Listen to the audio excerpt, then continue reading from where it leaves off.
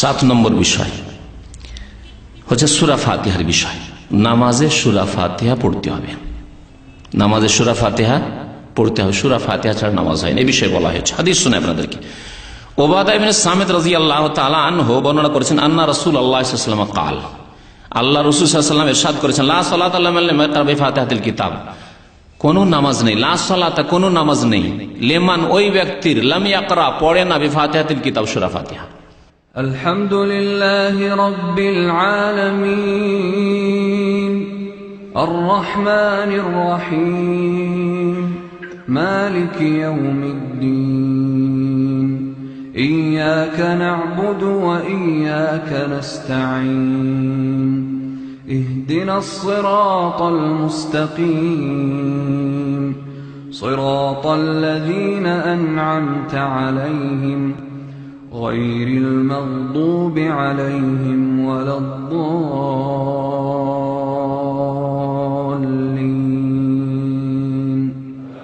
আমিন। যে ব্যক্তি সূরা ফাতিহা পড়ে না তার নামাজ হয় না, এই হচ্ছে নবী সাল্লাল্লাহু আলাইহি ওয়াসাল্লাম হাদিস। হাদিস বুখারীতে রয়েছে, মুসলিমে, আবু দাউদে, নাসাঈ, তিরমিজি, ইবনে মাজাহ, আখরাজাহুল জামা বলা হয় হাদিসটি। মুহাদ্দিসিনদের জামাত, সমস্ত মুহাদ্দিসিন এই হাদিসটিকে নিজ নিজ কিতাবে উল্লেখ করেছেন নামাজের অধ্যায়ে। লা সালাতা লিমান লাম ইয়াকরা বিফাতিহাতিল কিতাব, সূরা ফাতিহা ছাড়া নামাজ হয় না। এই ক্ষেত্রে সবচেয়ে দুর্বল মত হচ্ছে যে কোন নামাজই সূরা ফাতিহা পড়বো না মুক্তাদি হইলে, হ্যাঁ, যেটি হচ্ছে হানাফি মাযহাবের ফতোয়া, যে কি হচ্ছে মুক্তাদি হইলে সূরা ফাতিহা পড়া জায়েজ নেই, পড়বেই না, জেহেরি হোক আর সিরি। কোন নামাজে বলার উদ্দেশ্য হচ্ছে জেহেরি হোক আর সিরি হোক। জাহরি মানে যাতে উচ্চ স্বরে কেরাত চলছে এবং শুনছি, যেমন মাগরিবের নামাজের প্রথম 2 রাকাত, এশার প্রথম 2 রাকাত, ফজরের 2 রাকাত, এগুলো হচ্ছে জাহরি নামাজ, তাতেও জায়েজ নয় তাদের কাছে। আর সিরি নামাজ এমনকি জোহরেও জায়েজ নয়, আসরেও জায়েজ নয়, মাগরিবের তৃতীয়তে চলবে না, এশার তৃতীয় চতুর্থ রাকাতে চলবে না। সবচাইতে দুর্বল মত হচ্ছে এটি নামাজের ক্ষেত্রে। নামাজ সূরা ফাতিহা ছাড়া হয় না, আর বলছেন না সূরা ফাতিহা পড়া না জায়েজ। কেমন কথা হইল?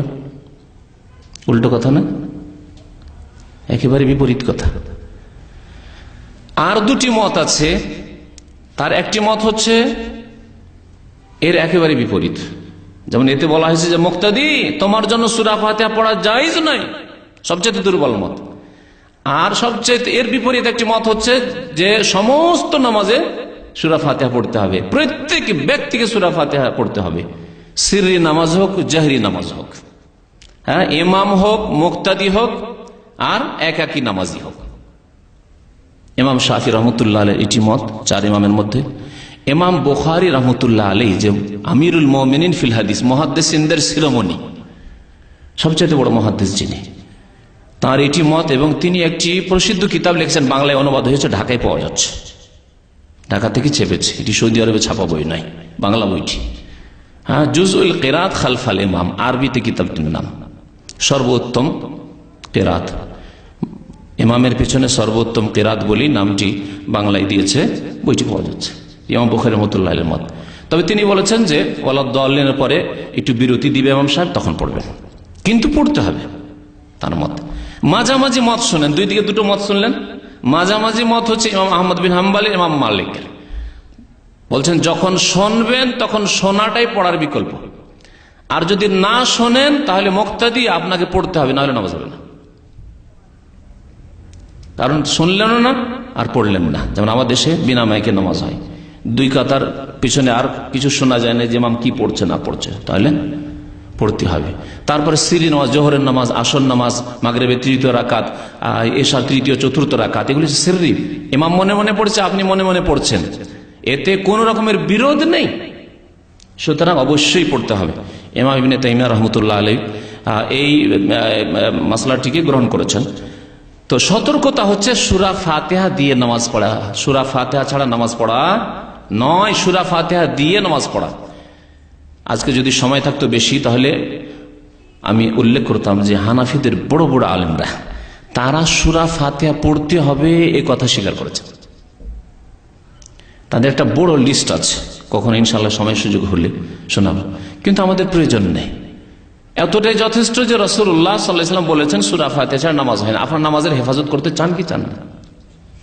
অবশ্যই চান। সুতরাং সতর্কতা এতেই আছে যে আপনি সূরা ফাতিহা পড়বেন, সূরা ফাতিহা ছাড়া নামাজ পড়বেন না।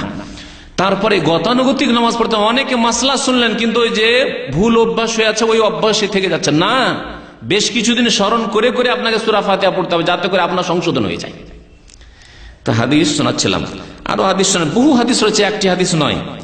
আবু হুরায়রা রাদিয়াল্লাহু তাআলা আনহু হাদিস বয়ান করছেন, মান সাল্লা সালাতান, যে ব্যক্তি নামাজ পড়লো, কোন নামাজ, সালাতান নাকেরা, যে ব্যক্তি কোন নামাজ পড়লো, সিরি নামাজ হোক, জেহরি নামাজ হোক, মুক্তাদি হোক আর ইমাম হোক, লাম ইয়াকরা ফিহা বিউম্মুল কোরআন, যাতে সূরা ফাতিহা পড়লেন, উম্মুল কোরআন পড়লেন, ফাহিয়া খেদাজুন, তা অসম্পূর্ণ।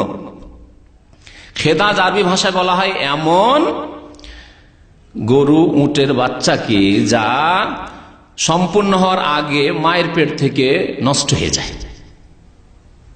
নষ্ট হয়ে যায়। অসম্পূর্ণ বাচ্চা যে নষ্ট হয়ে পড়ে যায়, 2 মাস 3 মাস 4 মাসের বাচ্চা, তাকে বলা খেদাজ বলতো।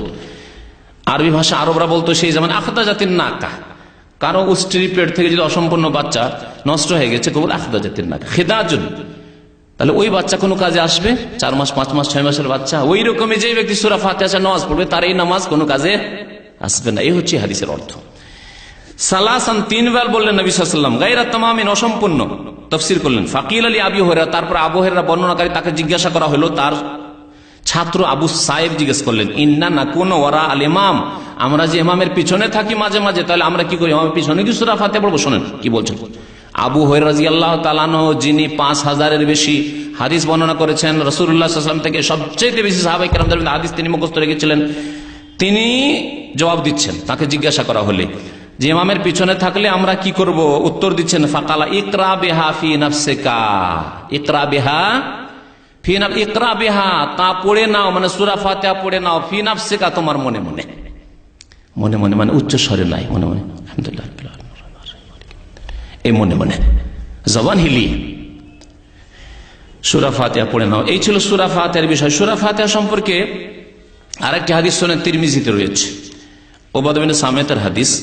একদিন ফজরের নামাজ পড়লেন রাসূলুল্লাহ সাল্লাল্লাহু আলাইহি ওয়াসাল্লাম, ফাসাকালাত আলাইহিল কিরাত, কিরাতটা যেন ভারী ভারী লাগলো, মনে হচ্ছে পিছনে কেউ কেউ পড়ছে, একটু জোরে জোরে পড়ছিল। ফালাম্মান সারাফা, সালাম ফিরলেন, বললেন, ইন্নী আরাকুম তাকরাউনা ওয়ারা ইমামিকুম, আমার মনে হচ্ছে যে তোমরা ইমামের পিছনে কিরাত করো, সূরা পড়ো। কুলনা ইয়া রাসূলুল্লাহ, সাহাবারা বলে, হে আল্লাহর রাসূল, ই আল্লাহ, অবশ্যই আমরা সূরা পড়ি ইমামের পিছনে। নবী সাল্লাল্লাহু আলাইহি ওয়াসাল্লাম কি বলেন, ফালা তাফআলু ইল্লা বিউম্মিল কোরআন, ইল্লা বিউম্মিল কোরআন, সূরা ফাতিহা ছাড়া আর কিছু পড়বে না। তাহলে সাহাবায়ে কেরামরা প্রথম দিকে হয়তো সূরা ফাতিহার সাথে অন্যান্য সূরাও পড়তেন, অথবা কেউ জোরে পড়েছেন, একজন পড়ছে আরেকজনের জোরে পড়ে, তো মনে হচ্ছে যে ভারী হয়ে যাচ্ছে, পড়তে পারছি না, এগোতে পারছি না, এরকম হয়। পরীক্ষা করে দেখবেন, একসাথে 2জন 3জন পড়লে পড়ে খুব বাধা সৃষ্টি হয়, এটাকে বলা হয়েছে যে ভারী মনে হচ্ছে। ফালা তাফআলু ইল্লা বিউম্মিল কোরআন, তোমরা সূরা ফাতিহা ছাড়া অন্য কোন সূরা পড়বে না, কারণ ফাইন্নাহু লা সালাতা লিমান লাম ইয়াকরা বিহা, কারণ যে ব্যক্তি সূরা ফাতিহা পড়ে না তার নামাজ হয় না। সূরা ফাতিহা পড়তে হবে। তিরমিজি।